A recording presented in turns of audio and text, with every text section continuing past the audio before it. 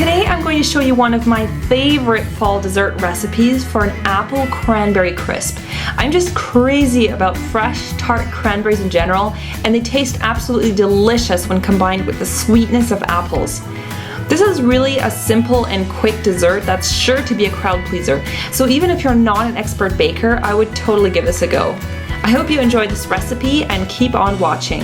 So for the crumble, I'm first going to start off with putting the dry ingredients together. Going to start off with half a cup of oats and another half cup of all-purpose flour. So another half a cup. Now for sugar, you can put anywhere between half a cup to a cup of sugar. I always like to put a little bit less sugar in recipes. I just don't like things so sweet. If you like things very, very sweet, then add a cup. I'm using brown sugar, or this is actually raw sugar, but in North America you could use brown sugar. So I'm going to use a half a cup and maybe just, I don't know, like a quarter more. And then also you want to put in about a quarter of a teaspoon of salt. Then you want to add in a half a cup of butter, cold butter. I'm going to put in, it's 113 grams. So I'm just using my digital scale. And you can see the chunks that I'm making. And then I'm going to put in a tablespoon of vanilla extract. So this is the pure vanilla extract, the real stuff. So you want this to taste nice and vanilla-y. So, whoops, 1 tablespoon, which is quite a lot. Then I'm just going to start mixing that around, and I like to first mix it up just a little bit with just a spoon. And then I just like to use my hands. I find that just the easiest way how to mix up the crumble mixture. Make sure you have clean hands. And then just mix that up. You can kind of see what I've got there. It's starting to incorporate. And if it's too soft, like if you think it's a bit too much butter, you can always add just a little bit more flour or of the oats. This stuff tastes already good. Tastes like cookie dough. Next you want to grease your casserole dish. So I'm just using a little bit of paper with some butter on it. So next I'm going to peel and core the apples, and I'm using Braeburn apples for this. I think in North America I used to use Cortland, which this variety isn't available here, so I'm using Braeburn. I've got an apple core here, which makes things a lot easier to take the core out. And then you can just slice up the apples. And you can just put them directly into your dish, into the prepared dish.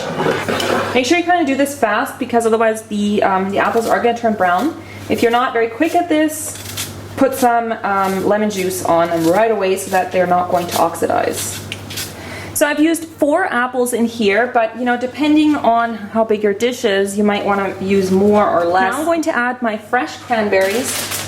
This is 340 grams of cranberries. I just love cranberries at the time of this year.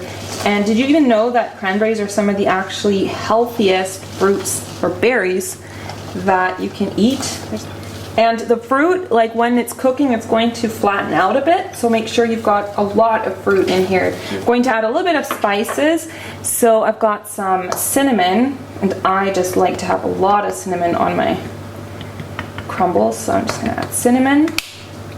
Then here I've got cloves, ground cloves.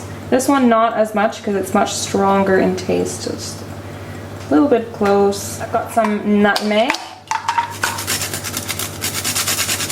And for sugar, I'm going to just use plain old sugar for that. And first I'm going to add in half a cup. And I think that for me personally might be enough. And then I'm just going to mix that around just using my fingers. And I forgot to add a little bit of lemon juice in here, so I'm just going to do that now. Do it like that and catch the seeds. I'm going to get some of the crumble.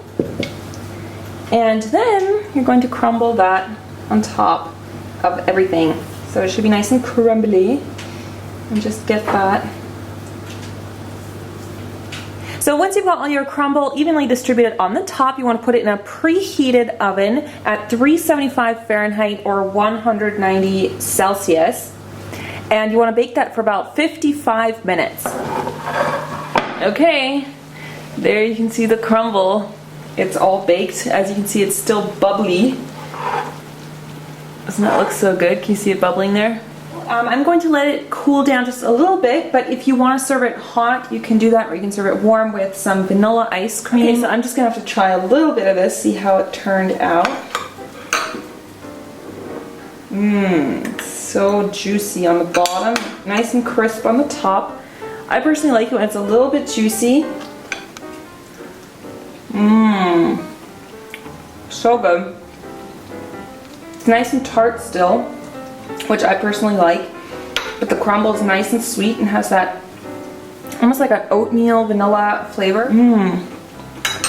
Definitely with vanilla ice cream, this would taste amazing. So I hope you guys enjoyed this recipe. If you did, I would really happy if you gave me a thumbs up and subscribe to my channel. Thanks so much for watching. I'll see you soon. Bye!